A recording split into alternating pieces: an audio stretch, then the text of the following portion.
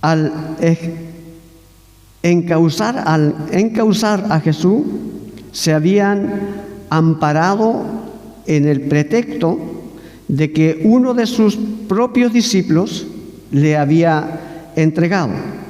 Pero ahora, en medio de la persecución que hicieron hacia Jesús, esta estrategia les falla. ¿Por qué le falla? Porque Judas se arrepiente, ¿no? Se vuelve y entrega entonces las monedas que él había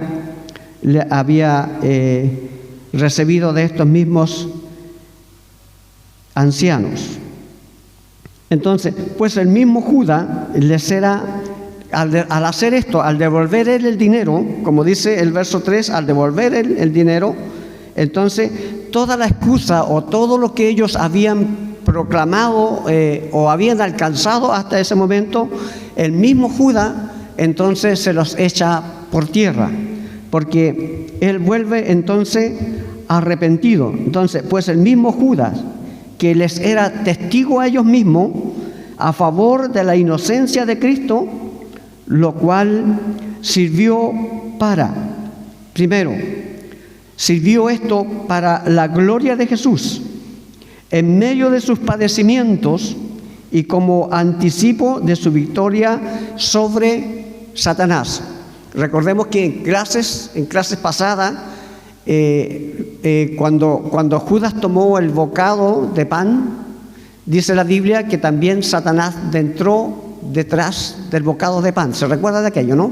Eso lo vimos en lecciones pasadas. Entonces, aquí nosotros lo que estamos viendo es que al darse cuenta ellos que les falla el testigo, primero, la gloria de Jesús es en medio de sus padecimientos y como anticipo de su victoria, entonces, de este mismo Satanás que había entrado en Judas. Ahora nosotros lo vimos que Judas entonces se vuelve de una forma aparentemente arrepentimiento.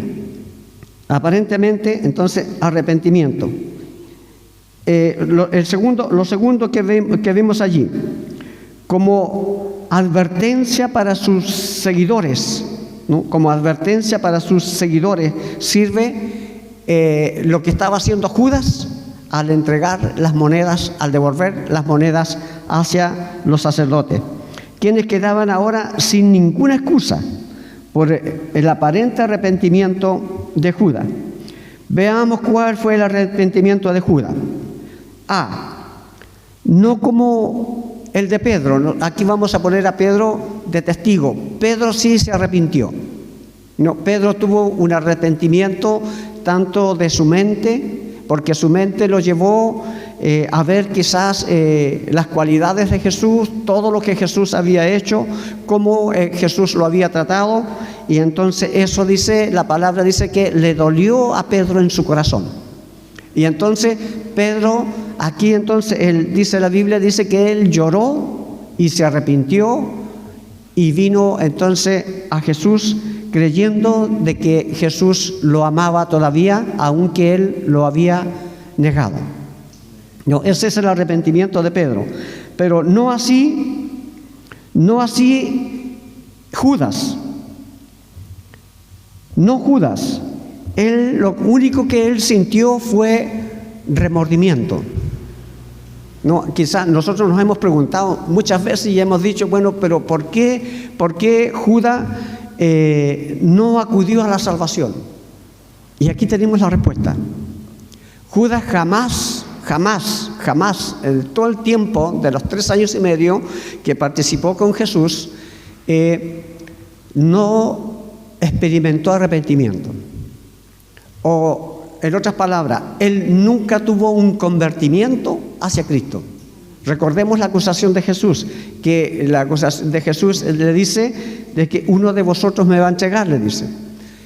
Uno de nosotros es diablo. ¿Se recuerda de esa frase que menciona el Señor Jesús? Entonces, ¿qué hace Judas? Judas no se arrepiente. Él, por todo lo que él hizo, entonces ahora él lo que está sintiendo es un profundo remordimiento de cómo entonces había entregado al Señor Jesús. Entonces, el remordimiento, el desespero, y entonces él, al sentirse desesperado, entonces él ahora marcha hacia la ruina. No, hacia la ruina. Eso es una de las cosas que quería, amado hermano, que lo rescatáramos muy bien, porque muchas veces nos hemos preguntado, yo mismo, hasta el día, hasta estos días que yo estuve viendo y mirando este estudio, pude también darme cuenta, amado hermanos, que Judas jamás experimentó arrepentimiento, sino remordimiento, para que en nosotros eso también nos quede un poco más claro. ¿Qué le indujo a sentir remordimiento? La Biblia nos dice, el verso 3, nos dice, viendo que Jesús había sido condenado.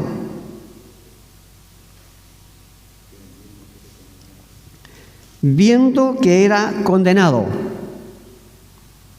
Eso le trajo a Jesús, o sea, le trajo a Judas remordimiento. Yo quise colocar algunas cosas aquí, aunque no estaban en el estudio del hermano, pero es posible que Judas pensase que Jesús se escaparía de las manos de sus perseguidores como lo había hecho otras veces. Recuérdese que lo habían querido apiedrar y él se había pasado por el medio de ellos. También en el templo ocurrió algo similar, pues aún así Jesús se escapó de ellos y no lo pudieron entonces encontrar. Y quizás Judas pensó en esta misma posibilidad. No, es posible que Judas pensara que Jesús se escaparía de las manos de sus perseguidores, con lo que Cristo quedaría con el honor como lo había hecho otras veces.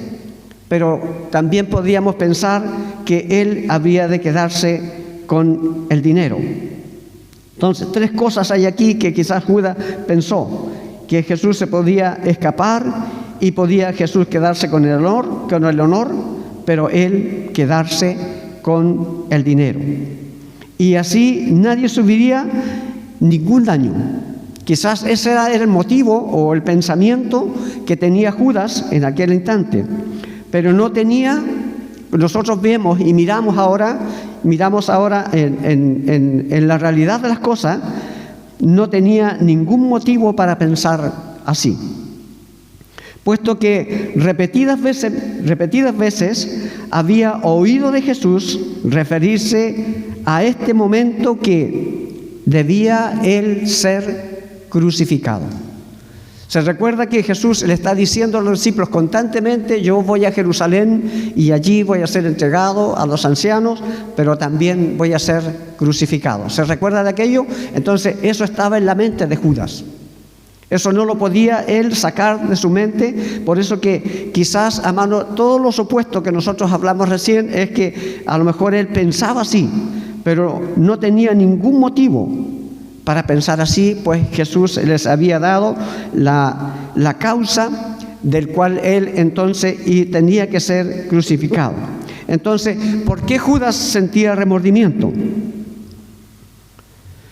Cuando fue tentado a traicionar a sus maestros, las 30 piezas de plata aparecían ante sus ojos brillantes y atractivas, pero cuando salen pagadas el precio de la traición, las cosas no rodaron como él pensaba. La plata se volvió para él escoria. Ahora, la conciencia la echaba en cara. Quizás él también podría pensar así: ¿qué he hecho? ¿Qué loco y malvado soy al ver vendido a mi maestro por esta baratela? Yo tengo la culpa de que le hayan atado y condenado. O quizás el recuerdo de la voluntad o de la bondad que Jesús mostró hacia él es que él ahora sentía este tipo de remordimiento. Fue lo que remachó sus convicciones.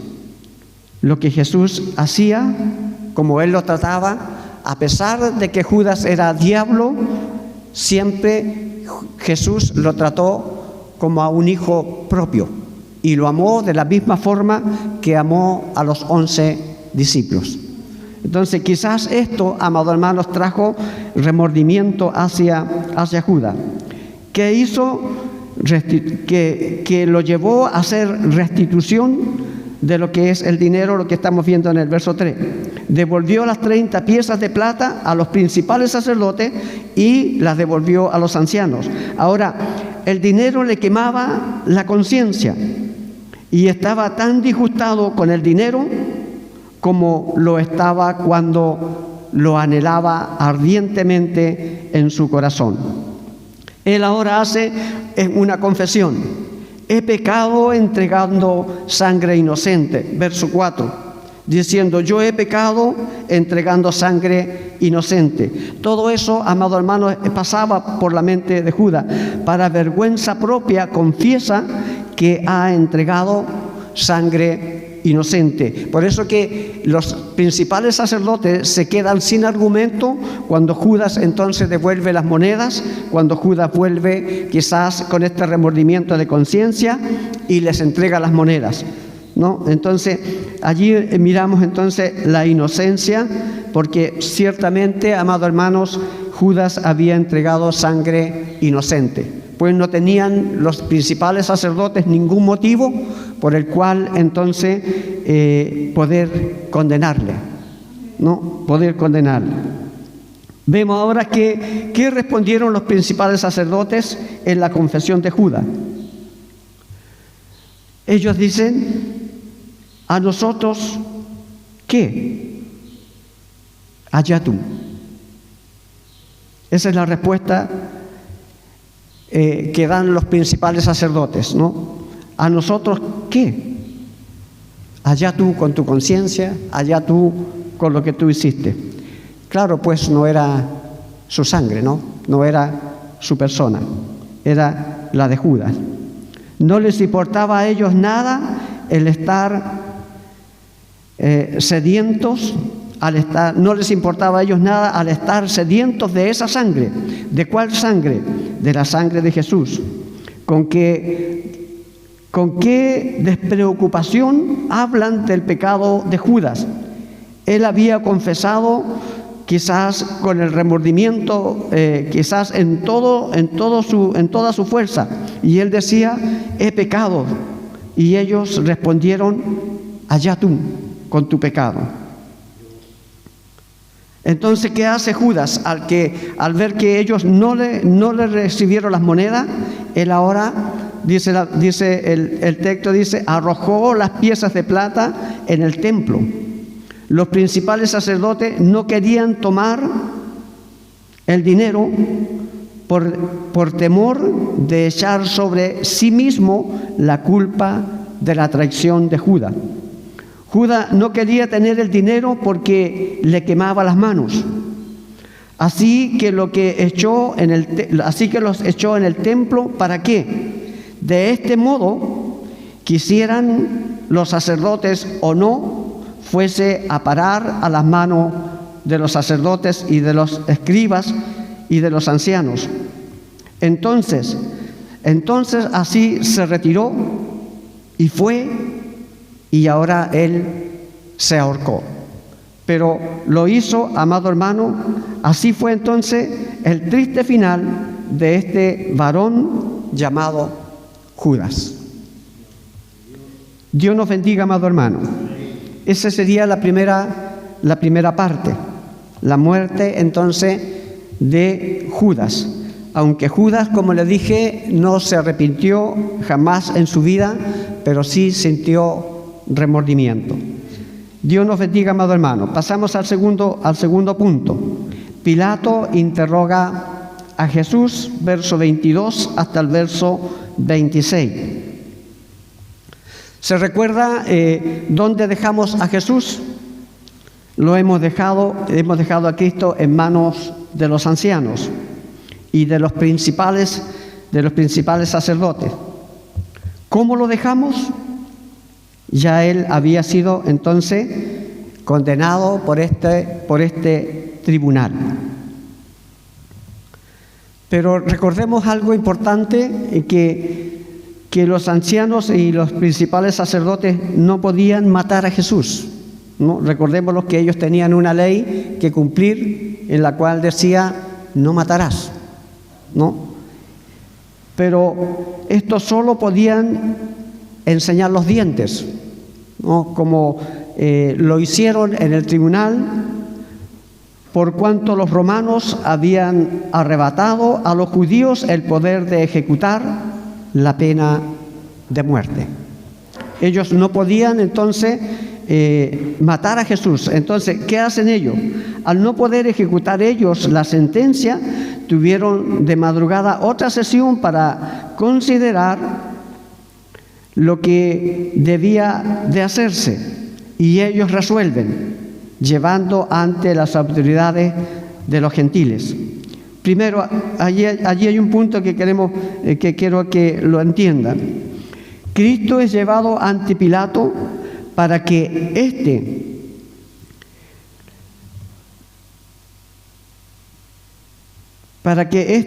ejecute la sentencia que ellos habían pronunciado contra Jesús. Aquí Pilato no hace ninguna opinión, pues ellos ya lo llevaban condenado, ¿no? Ya habían resuelto matarle.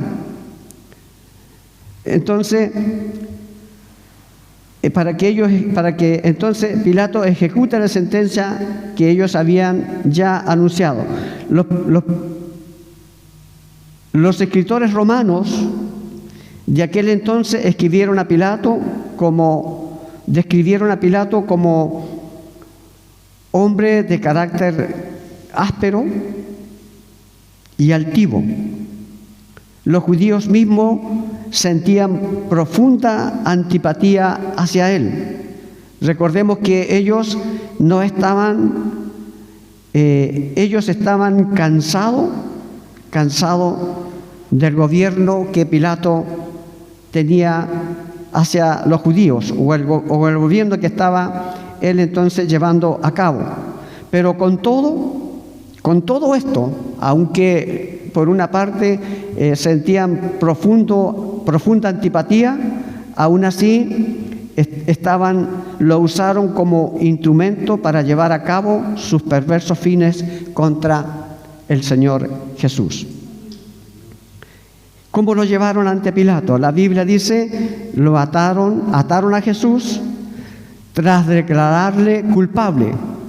Le ataron las manos por detrás, como acostumbraban a hacer con los criminales convictos más peligrosos. Así lo llevaron también a Jesús, como un hombre quizás lo más corrupto posible. Segundo, se lo llevaron como que ellos ya habían tenido triunfo sobre Jesús. Para ellos ya estaban masticando o saboreando un triunfo que no tenían sobre Jesús. Lo llevaron entonces ante Pilato como se lleva a un cordero al matadero.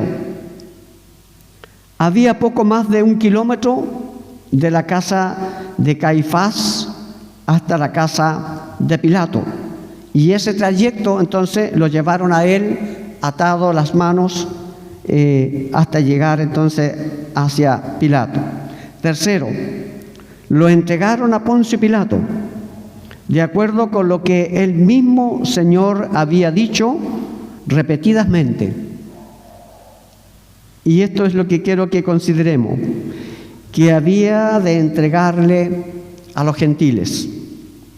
Jesús siempre, o las profecías, o todo lo que Dios había hecho detrás con los profetas, que ellos iba a ser entonces entregado también hacia los gentiles. Cristo había de ser el Salvador tanto de gentiles como de los judíos. Y por eso fue llevado al tribunal judío como al tribunal de los gentiles, a fin de que ambos interviniesen en su muerte. Si nosotros miramos el verso 22 y el verso 23, dice, Pilato le dijo, ¿qué pues haré de Jesús llamado el Cristo? Todos le dijeron, sea crucificado. Y el gobernador les dijo, pues, ¿qué mal ha hecho? Pero ellos gritaban aún más, diciendo, sea crucificado. Lo que hace aquí Pilato es preguntar, ¿qué pues haré de Jesús llamado el Cristo? Todos le dijeron a una, crucifícale.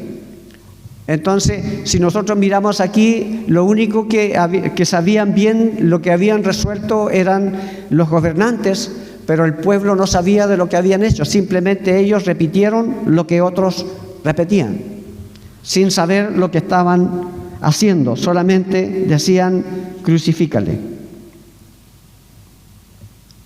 Estaban empeñados de que muriese de esta forma. ¿Por qué? Este género de muerte era considerado como el más vergonzoso e ignominioso. Si nosotros miramos segunda de Corintios capítulo 6, el verso 8, allí hay un texto que quise, amados hermanos, poner, y allí dice, por honra o por deshonra, por mala fama o por buena fama, como engañadores, pero vencedores. Segunda de Corintios, capítulo 6, verso 8. Le vuelvo a leer el texto. Por honra y por deshonra, por mala fama o por buena fama, como engañadores, pero veraces. ¿Y cuál era la condición de Jesús? Él era veraz. Porque Jesús no pecó, Jesús no contravió a nadie, Jesús no ofendió a nadie, aunque fue deshonrado, pero Él no deshonró a nadie. Por honra, como dice el texto, o por deshonra, por mala fama o por buena fama, aún así somos vituperiados, somos, en el caso de Jesús, menospreciados, no recibidos, no aceptados, como engañadores, pero tratados quizás como engañadores, porque hasta nosotros hoy día nos dicen cristianos o canutos mentirosos, pero en el fondo nuestra palabra es veraz. No, es veraz. Lo mismo que el testimonio de Jesús en aquel tiempo era un testimonio eficaz, verdadero, veraz. Pero aún así, ellos gritaban, crucifícale. Recordemos que para los judíos Jesús era un sedicioso, un blasfemo, un perturbador. Esto es lo que era para ellos. Por eso el empeño tan grande que ellos tenían de poder entonces que Pilato pudiese crucificarle, cumplir la sentencia que ellos habían sentenciado a Jesús, aunque Pilato no tenía nada que ver en la sentencia. Aún él da testimonio y él dice lo que leemos en el verso 22. ¿Qué pues haré de Jesús, llamado el Cristo? Y todos le gritaron, crucifícale. La objeción que Pilato presenta. ¿Qué mal ha hecho? Verso 23. Pero ellos gritaban aún más, sea crucificado. No presentan ninguna prueba del mal que hubiera hecho. No presentan ningún mal. El verso 24, viendo Pilato que nada adelantaba, sino que se hacía más alboroto. Eso, si usted considera la palabra que no adelantaba nada, era porque él quería salvar a Jesús. No, él quería, porque él se dio cuenta de la inocencia, se dio cuenta de que Jesús era inocente de toda la acusación que los sacerdotes le estaban haciendo. Él no era un sedicioso, él no era un blasfemo y no era un perturbador. Él era veraz en lo que él estaba predicando. Él era Jesús el Cristo, y Pilato lo entendió. Pilato lo vio, amados hermanos, aunque Jesús no dijo palabra alguna, pero sin embargo él quizás la sacó por lógica, ¿no? De poder entender de que Jesús era inocente en todo lo que hacía. Pues entonces él dice: ¿qué mal ha hecho este? Pero ellos gritaban aún así: crucifícale. Pilato hizo cuanto pudo por salvarlo, porque el verso 24 nos decía: viendo Pilato que nada adelantaba. O sea, no tenía forma de hacerlos entender en este caso. No había forma de poder llegar a un acuerdo con la muchedumbre. No había oportunidad alguna de poder dejar que ellos dijeran: crucifícale. Sino que muy por el contrario, cada vez se hacía, como dice el verso 24, se hacía más alboroto en lugar de llegar a algún acuerdo para demostrar la inocencia de Jesús. Pilato hizo cuanto pudo para salvarlo.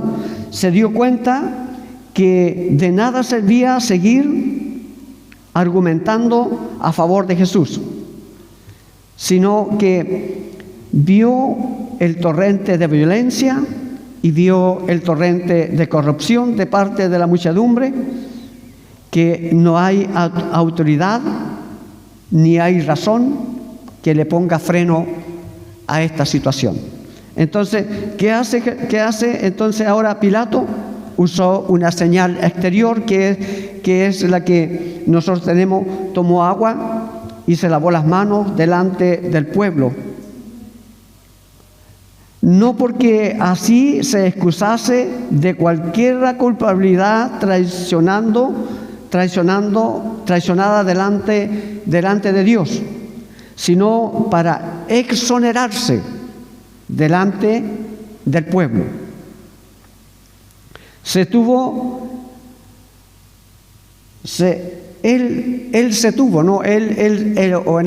Él cedió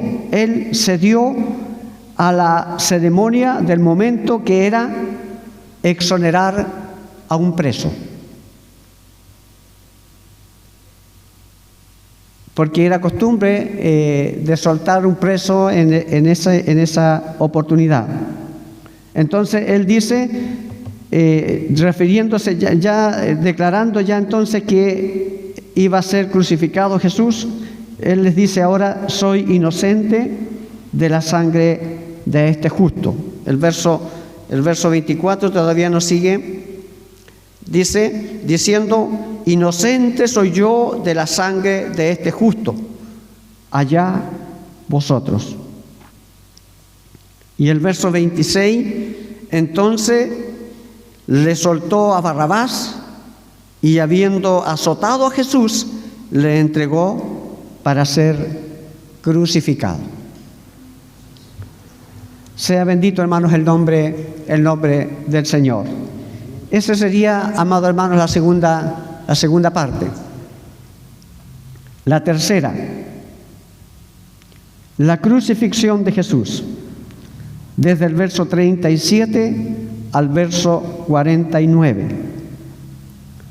La Biblia nos dice que desde allí, después de ser azotado, después de ser injuriado, sentenciado, le pusieron una corona de espina sobre su cabeza, le llevaron para crucificarle, como se lleva a un cordero al matadero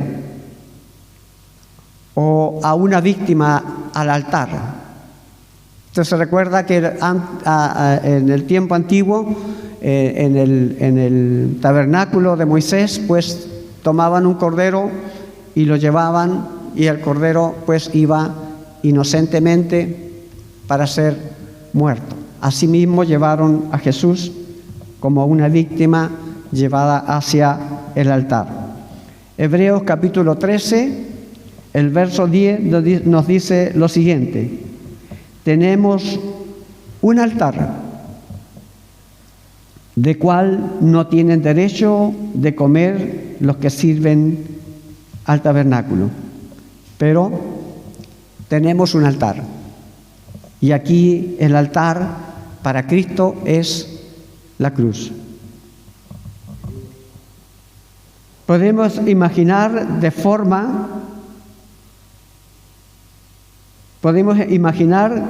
de qué forma le conducían. Recordemos cómo venía Jesús.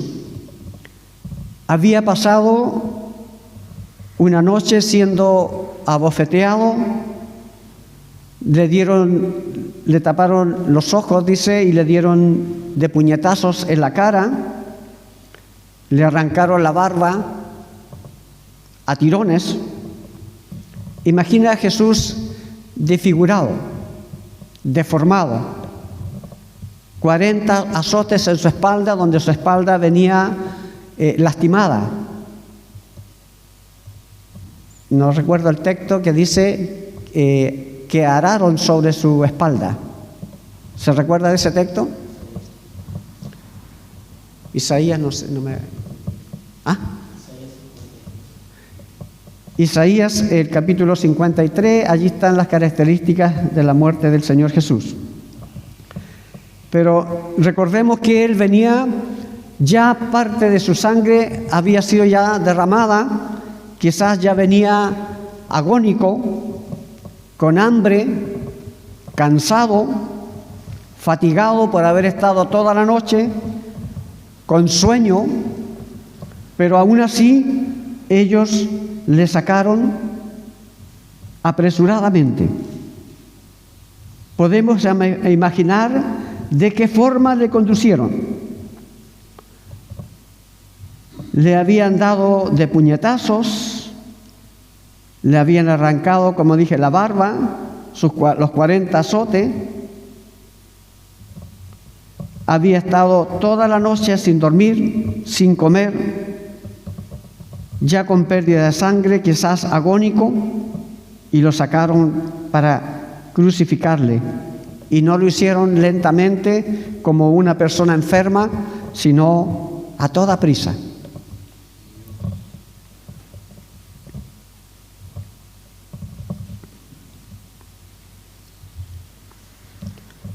Y no solo toda prisa, sino sin reparar en violencia.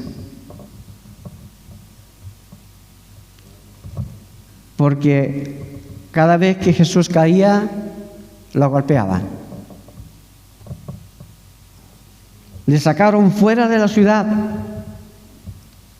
¿Por qué le sacaron fuera de la ciudad? Para poder santificar con su sangre al pueblo, debía padecer fuera de la puerta. Eso lo muestra, eso se lo corroboro con Hebreos capítulo 13, verso 12. Hebreos 13, verso 12. Dice el texto: por lo cual también Jesús, para santificar al pueblo mediante su propia sangre, padeció fuera de la puerta. Ese texto se cumplió. Y cuando llegaron a un lugar llamado Gólgota, verso 33, y cuando llegaron a un lugar llamado Gólgota, que significa lugar de la calavera,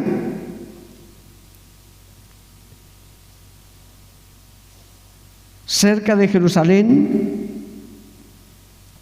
el cual era probablemente el lugar común de ejecución. De todos modos, el nombre es un buen símbolo del triunfo de Cristo sobre la muerte. Recordemos cómo el significado de Gólgota era, que significa lugar de la calavera, que para nosotros también ese símbolo es símbolo de muerte, ¿no? Donde Dios tiene triunfo sobre la muerte. Él triunfa, Cristo triunfó entonces sobre la muerte al morir sobre el lugar de la calavera. Verso 35, le crucificaron. Verso 35, cuando le hubieron crucificado,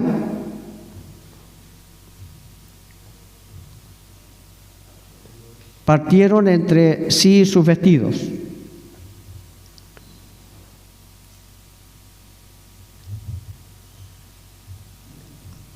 Y como si la crucifixión no fuese de suyo una muerte horrible, añadieron a ella toda clase de trato abusivo. Primero, le dieron a beber vinagre mezclado con hiel. Esto era, amado hermano, una droga que hacían las mujeres judías para poder entonces adormecer el cuerpo de las personas que estaban crucificadas para que no sintieran dolor, ¿no? Para que les aminorara el dolor de la agonía. Pero Cristo no quiso beber esta bebida porque Él quería sentir el peso de todo el mal para poder entonces así entregar en las manos del Señor el trabajo que le había sido encomendado. No sentir ningún adormecimiento, sino en su totalidad sentir entonces el dolor de la agonía. Entonces se lo daban entonces para adormecerle. El verso 34, le dieron a beber vinagre mezclado con hiel. Pero después de haberlo probado, no quiso él beberlo. Segundo, repartieron entre sí sus vestidos, echando suerte. Verso 35. Cuando lo vieron crucificado, repartieron entre sí sus vestidos, echando suerte, para que se cumpliese lo dicho por el profeta. Partieron entre sí mis vestidos, y sobre mi ropa echaron suerte. El Salmo, bueno, esto también se cumplió, Salmo 22, verso 18, es el cumplimiento de lo que dice entonces el Salmo. Repartieron, dice, entre sí mis vestidos y sobre mi ropa echaron suerte. Allí entonces se cumple lo que dice entonces el libro de los Salmos, capítulo 22, verso 18. Verso 36. Y sentados le guardaban allí.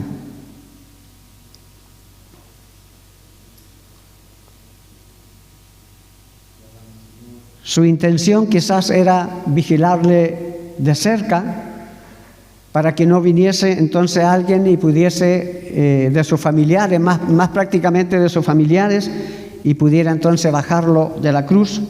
Por eso ellos se quedaron allí para custodiarle hasta que él pudiera entonces padecer. Su intención era vigilarles de cerca. Aunque si nosotros miramos, amados hermanos, no tenían necesidad de vigilarle. En realidad, pues lo que lo ataba a la cruz no eran los clavos,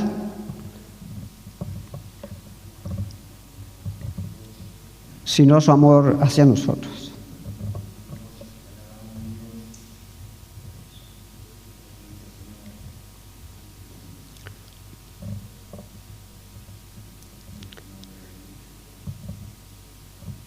Si ellos hubiesen conocido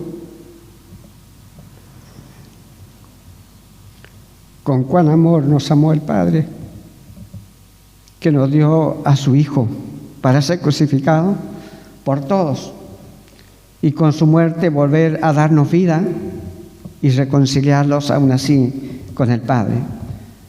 Pero ellos le custodiaban, ellos le guardaban, cuando su amor era lo que lo mantenía